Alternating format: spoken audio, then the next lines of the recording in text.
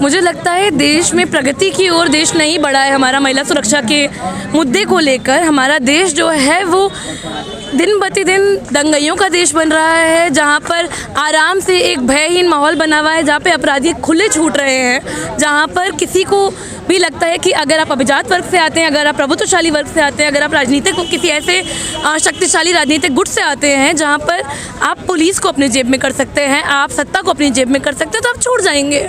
आप छूट जाएंगे। जो पीड़िता हैं या फिर जो हाशिए से आने वाले लोग हैं या फिर कोई ऐसा व्यक्ति है जो पहले ही दबे कुचले समुदाय से आता है, उसकी आवाज़ को चुप कराना कितना ही मुश्किल है इस देश में, जिसके पास ना आर्थिक सुरक्षा है ना सामाजिक सुरक्षा है इस देश में। हमने देखा है अभी 10 सालों में क्या क्या हुआ है।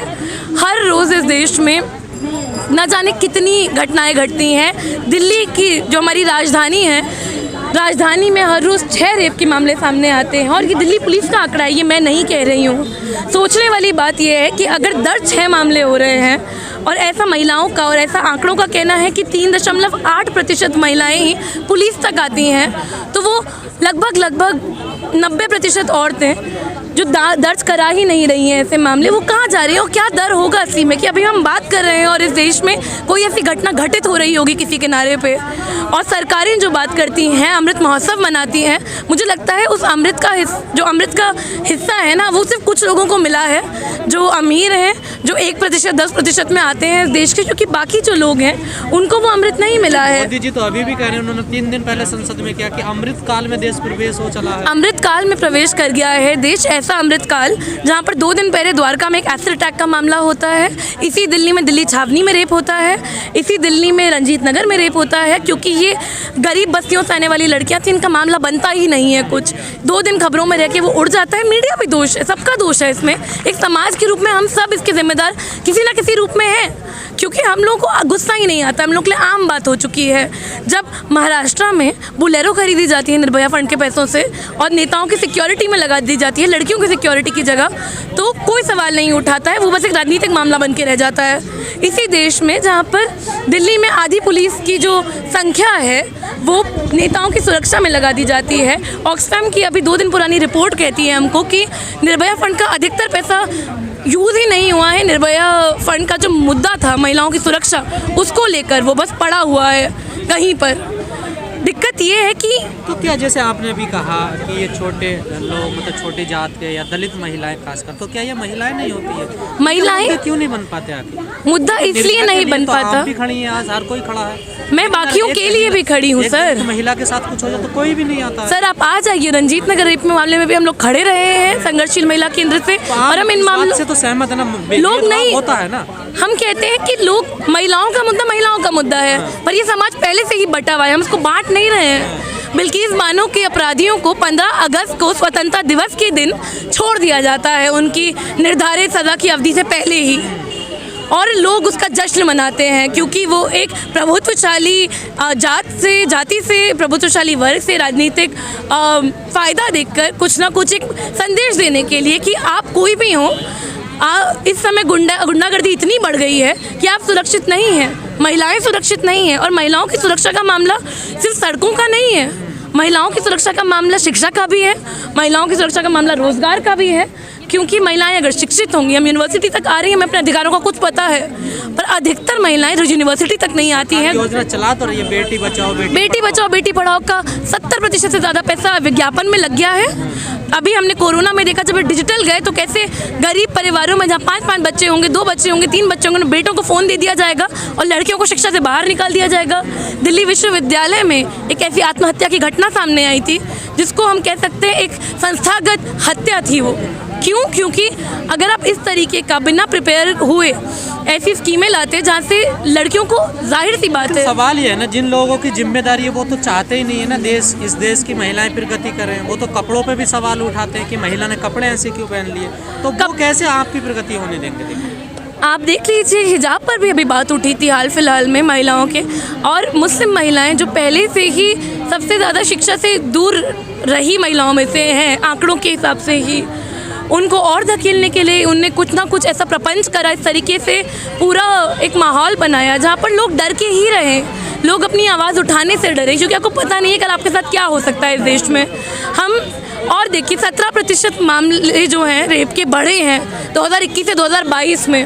अमृत महोत्सव के साल में ही पहले 6 महीने में बीते साल से 17% आंकड़े दिल्ली में बढ़े हैं और कोई सुध नहीं ले रहा है इस बात की। एक एम्बुलेंस आने में एक बस्ती के अंदर दिन लग जाते हैं, कितना घंटे लग जाते हैं। वन स्टॉप क्राइसिस सेंटर जो इन्होंने निर्भया के नाम पे बनाए थे वो कहाँ हैं, कितने ताले पड़े हैं उन पे। आप जैसी तमाम महिलाएं जो आंदोलन करते हैं वो कहती हैं जिन लोगों के हाथ में सत्ता पावर है वो खासकर महिला विरोधी लोग हैं, वो मनुस्मृति को मानने वाले। सर हम यही नहीं कह रहे वो महिला विरोधी लोग हैं, मैं तो कह रही हूँ कि वो बहुसंख्या विरोधी लोग हैं। और बहुसंख्या जो है वो मेहनतकश बहुसंख्या की बात कर रही हूँ मैं।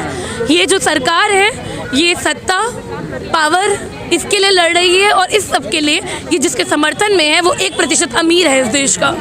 ये बड़ी बड़ी कंपनियों को अडानी इस देश में दुनिया में सबसे अमीर आदमी बनने को तैयार है और इसी देश में ज़्यादातर महिलाएं आज भी दिहाड़ी मजदूरी करती हैं, घरों में काम करती हैं, कंस्ट्रक्शन साइट पे काम करती हैं और उन तक वो ऑर्गेनाइज्ड लेबर तक भी नहीं, ऑर्गेनाइज सेक्टर तक भी नहीं पहुंच पाती हैं, औपचारिक सेक्टर तक नहीं पहुंच पाती हैं। क्यों नहीं पहुंच पाती हैं? क्योंकि वो बाहर धकेली जाती हैं, उनको अपॉर्चुनिटी नहीं मिलती। सरकार कहती है देश को विश्वगुरु बनाना है, तो क्या बगैर महिलाओं के विश्वगुरु बन सकता है? नहीं बन सकता है बगैर महिलाओं के।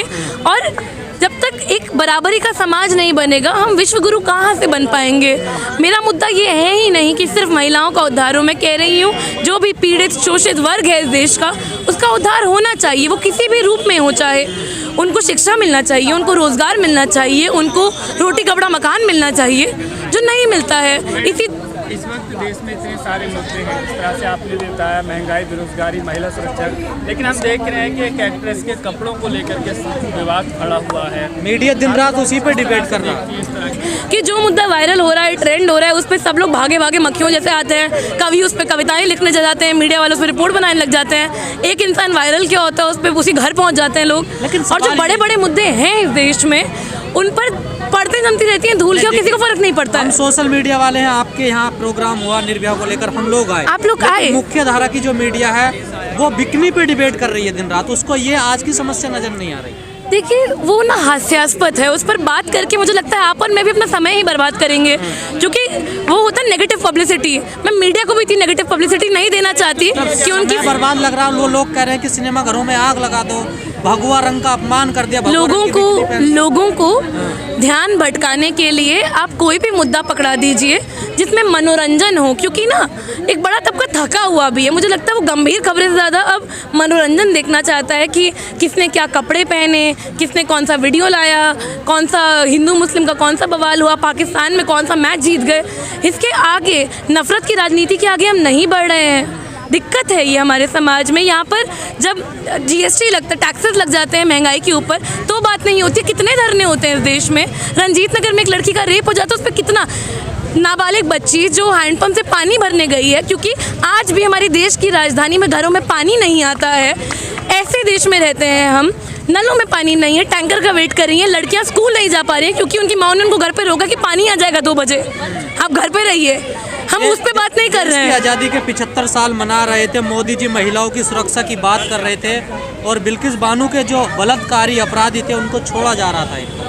जाहिर वही मैं कह रही हूँ कि ये ऐसे ही नहीं करा गया है, ये बताया जा रहा है। ये एक संस्थागत एक सुचारू रूप से एक मैसेज, एक संदेश भेजने की कोशिश करी जाती है लोगों को कि अब यही है इस देश की राजनीति, आप इसमें अपनी जगह तलाश लीजिए।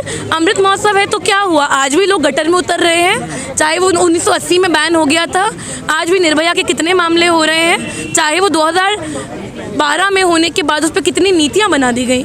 तो यही सवाल है। आखिरी सवाल मेरा, जो सवर्ण महिलाएं हैं और जो दलित महिलाएं हैं, क्या दोनों के अपराध में अंतर है? देखिए अपराध एक ही तरीके का है। जो महिला जिसके साथ जो बीतती है, जिस तरीके के साथ हिंसा होती है वो एक ही तरह की होती है। मैं महिलाओं को अलग अलग करके नहीं देखूंगी, पर मैं बोलूँगी जो ये तंत्र है जब ये देखता है, जब कोई कंप्लेन कराने जाता है तो वो सिर्फ ये नहीं देखता कि कंप्लेन क्या है, वो देखता है कंप्लेन किसके खिलाफ है, कंप्लेन कौन कर रहा है, वो कितना अभिजात वर्ग से आता है, कितने गरीब वर्ग से आता है। गरीब वर्ग से आता है तो उसको कितने आसानी से चुप कराया जा सकता है, यही देख रहा है। मैं कह रही हूँ महिलाओं का मुद्दा एक है पर समाज बटा हुआ है।